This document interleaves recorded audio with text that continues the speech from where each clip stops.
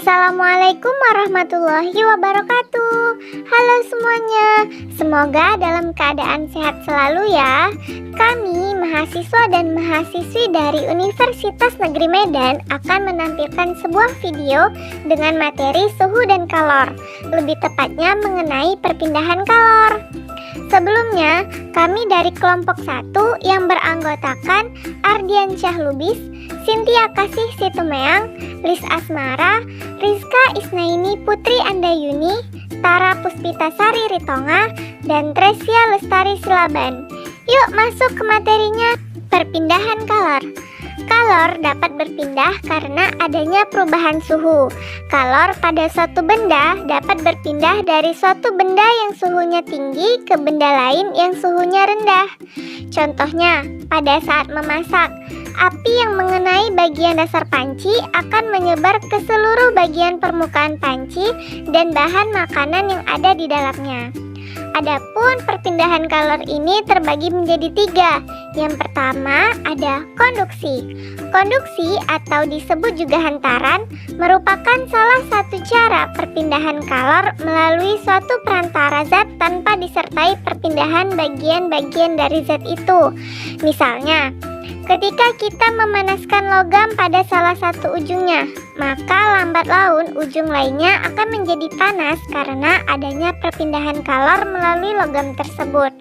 Contohnya, apabila seseorang memasak dengan menggunakan panci, maka api dari kompor akan memanaskan bagian dasar panci terlebih dahulu sebelum kemudian seluruh permukaan badan panci menjadi panas.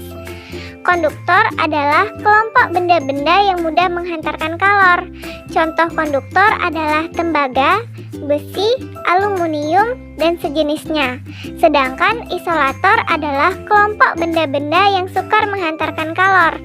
Contoh dari isolator adalah kayu, karet, plastik, dan sejenisnya. Kemampuan zat atau benda dalam menghantarkan kalor juga berbeda-beda.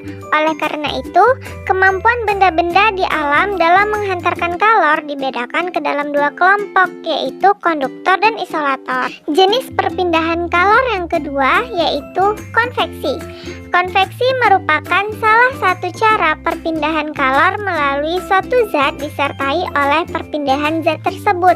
Contohnya perpindahan kalor melalui air yang dipanaskan. Ketika air dipanaskan, maka bagian air yang panas akan berkurang massa jenisnya, sehingga akan naik ke permukaan.